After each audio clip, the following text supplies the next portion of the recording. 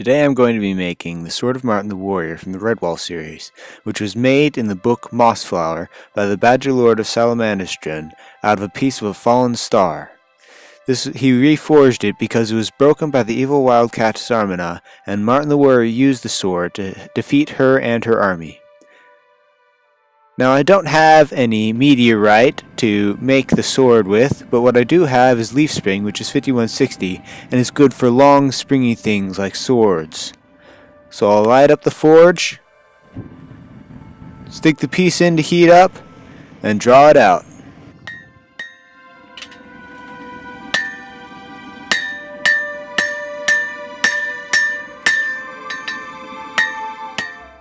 I'll use a fuller on a striking anvil and having a striker with a heavy sledge to draw out the leaf spring to its final length.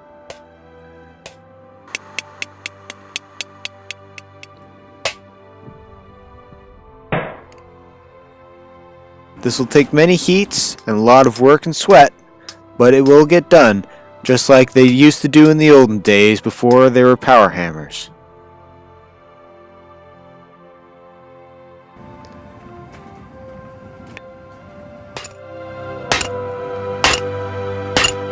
Since I'm going off of what other artists have done, the blade doesn't have much of a taper in it from the bottom to the point.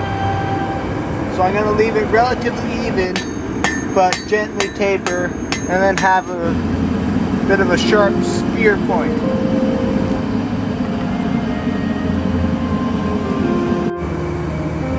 I've got to set down the handle. Doing this is important, using this tool, is to make sure that the transition between the two is even. Helps me know where it is.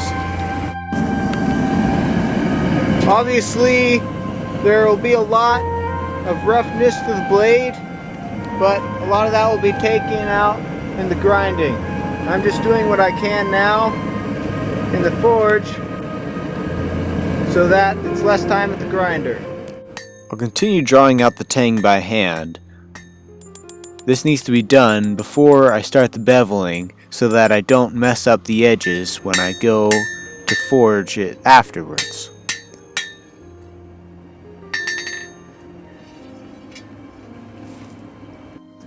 This anvil is a stump anvil, also known as a saw anvil. It's what they used to make saw blades on. And I'm going to be using it to make the bevels for the sword because it's got nice edges on it and no horn or heel to contend with. It's also one of the most accurate depictions of anvils they would have in the Middle Ages.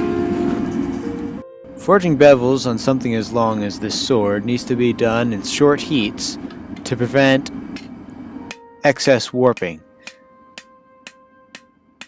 Proper beveling needs to be done on both sides to prevent it having a flat on one side and an angle on the other.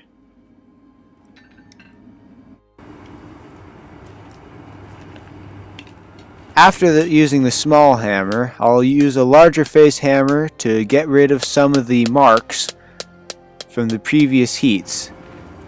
And then I'll take it to the long side of the anvil, give it a straighten on all sides, the flat, the edges,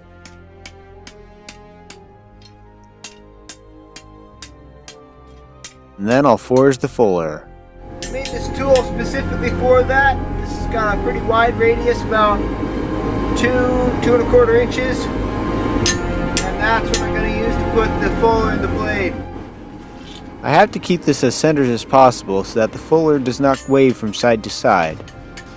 So I'll adjust it carefully, then hit gently, moving up the blade.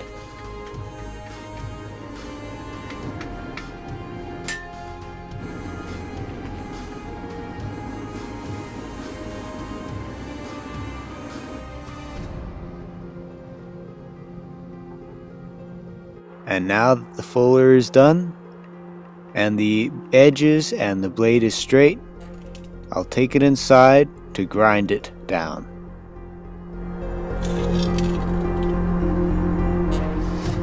This is the first fullered thing that I've made, so I'm going very carefully and slowly to try to make this as straight and as even as possible.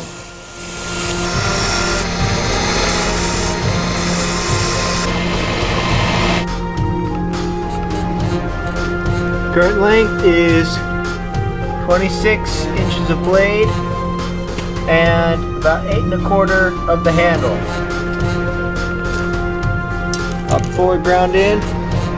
Now we're gonna get the shape all ground in. This is the design I'm going for the cross guard now that the sword is done grinding. So I've looked at illustrations of the swords by different artists, and most of them all have this kind of oval shape in the middle and then going to circles on the end, so balls on the end. I'm going to be using this piece of 1-inch bar for the guard.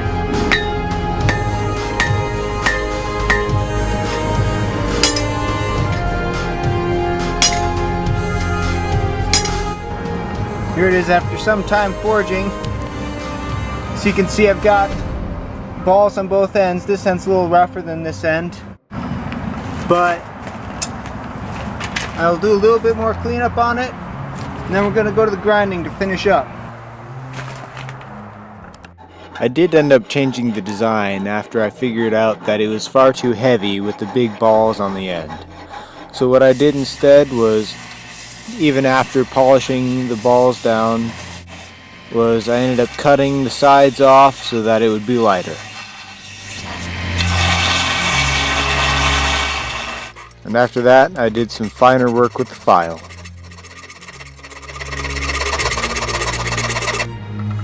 Now that the hilt is pretty much ready, got to get the holes drilled through there for the tang. Now that the holes are drilled, those need to be chiseled out and filed out so that it fits the sword tang properly.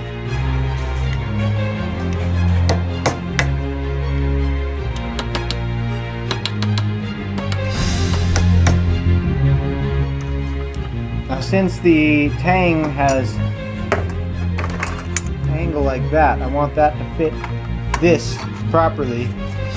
So what I'm going to need to do is I'm going to need to chisel in an angle for the tang.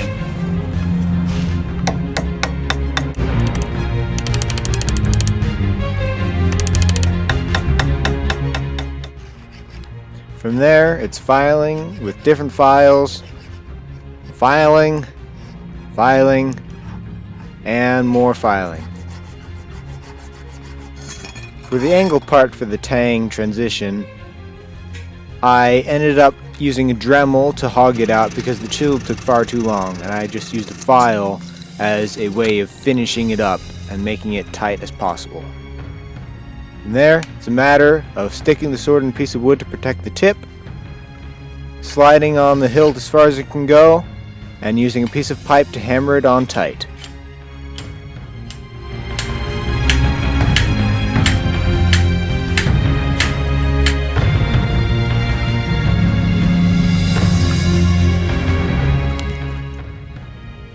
Now it's on to the hardening. To harden this blade, I need to heat it up as evenly as possible, and using my forge I need to stick it in and out up until it's the proper temperature all the way from the bottom to the tip. Going carefully, I'll heat it up to the critical temperature,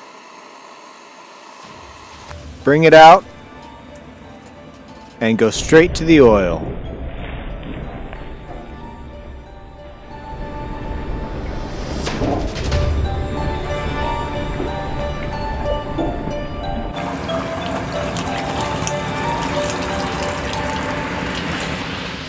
It was a successful heat treat, and I was very happy with the results. The blade's now hardened, but it's still full of scale all on there.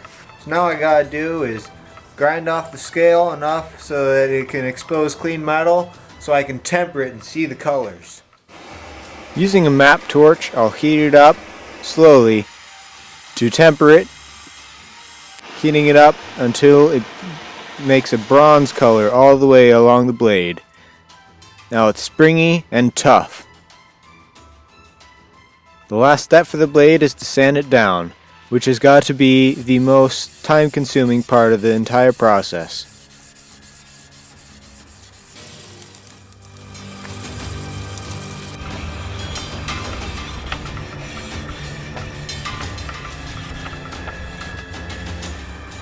What I'm using here is a piece of wood with the radius that I ground on it. That's the same as the radius of the fuller. And I've just got a piece of sandpaper, put it on there, and rubbing it on. Gotta do this for 220, 400, 800, and then I'm gonna go to the buffing wheel for a light polish.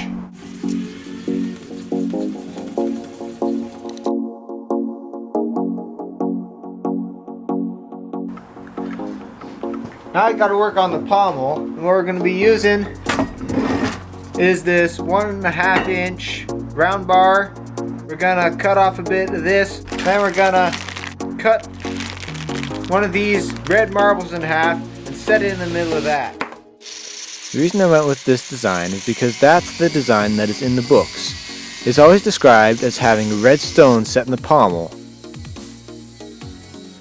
This is clear in a lot of artist depictions, though not in the animated series, which has a simple, plain guard. But since I'm going off the books and off of other artist depictions, I'm going to have a red stone, in this case a marble, set into a metal pommel. Unfortunately, what I did didn't work, and I'll explain that in a little bit.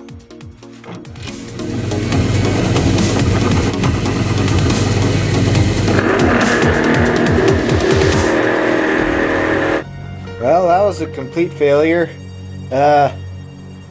on both this and that.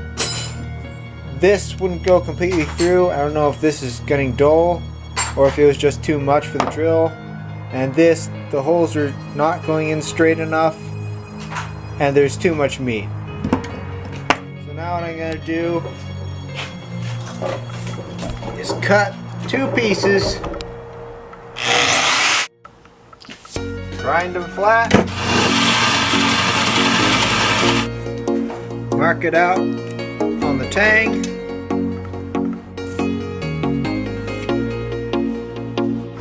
and hack it out.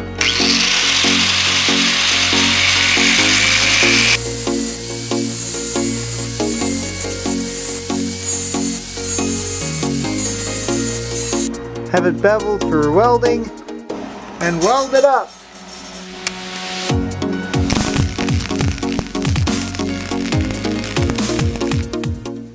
Now that the pieces are welded together and the weld is blended out, I'll use a Dremel tool to make a pocket that the marble will sit into without having to drill out too much material. So what I feared would happen did happen. The marble broke, as you can hopefully see, and the pieces are uneven. However, I figured out the best way to fix this. Got a piece of tape and something that I can stick this down to. I think I'll need a new piece of tape. Now what I can do is I can gradually grind away. The marble is now cut down. It fits nicely in the pocket, and the pommel just needs to be ground down to shape.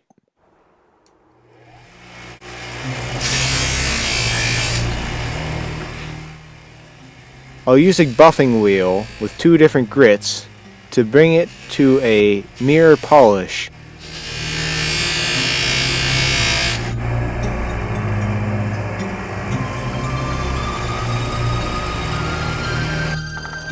Making the handle out of this piece of a chair leg. It's oak, pretty decent grain, and cutting it at 4.5 inches, which is about the right grip for my hand. I'll cut off the piece using a handsaw And then after that's done, I'll use an axe to hack out most of the material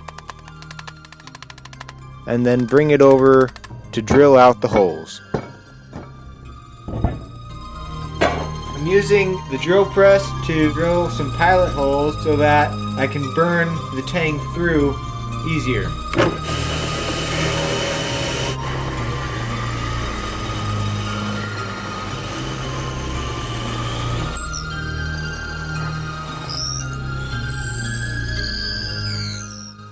Heating up the tang to a red heat, I will now plunge it into the handle so that it will burn out the wood just enough so that the tang has very little room to fit in and is tight.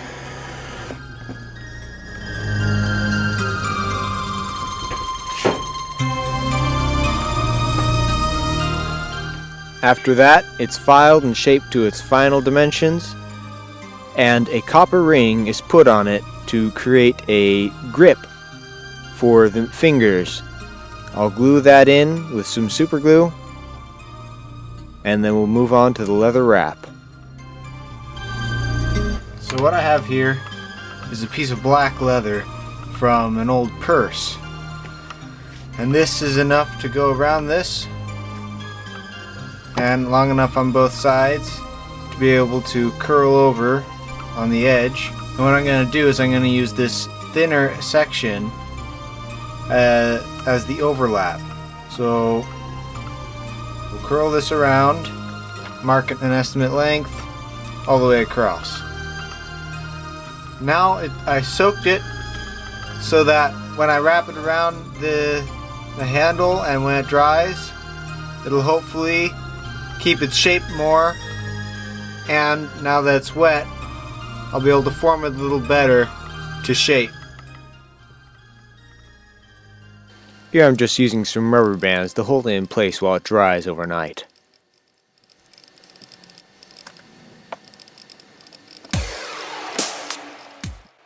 In the morning, after it's dried, I'll take off the rubber bands and take it off the wood. I'll thin down the side that isn't already thin so that the transition between the two will be smooth and even.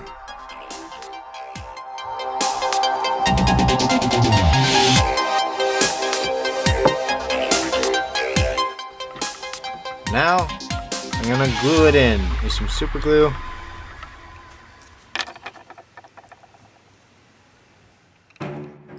This is the first time I've ever used leather to do a wrap on anything. I've used it for sheaths, but other than that, my experience is minimal. So I'm using super glue because that's the easiest way, and I'm not comfortable using anything else right now.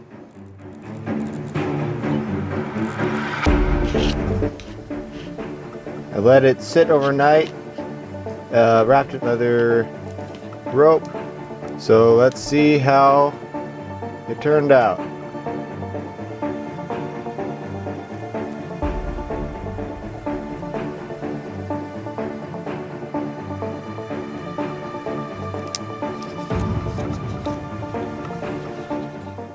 Once again, using a utility knife, I'll thin down the seam between the two ends of the leather so that it's easier to deal with and a nicer grip in the hand.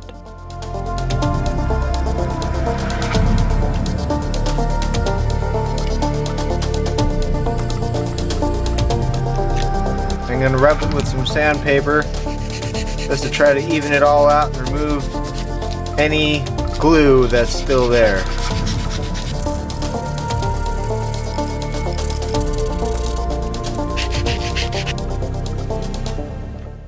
I'll use some beeswax as a sealant and waterproofer to make sure that the leather does not soak up any water easily. After rubbing it down with several coats, I'll rub it down with some black shoe polish, and with that, the handle is done.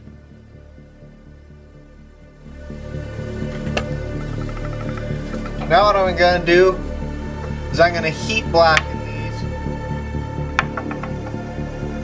with a torch. And I'll just blast away. Heating these up will create a black oxide on the surface of the polished steel, which will make a nice pattern after I polish it out and make it battle-worn and aged looking.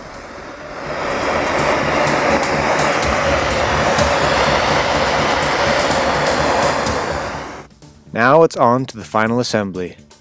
I'll heat up the tang,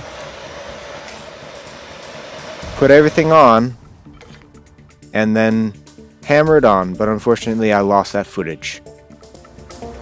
And now all that's left is to glue on the marble. After a quick polish to remove some of the oxides on the metal, some of the epoxy, with that, the sword of Martin the Warrior is finally complete.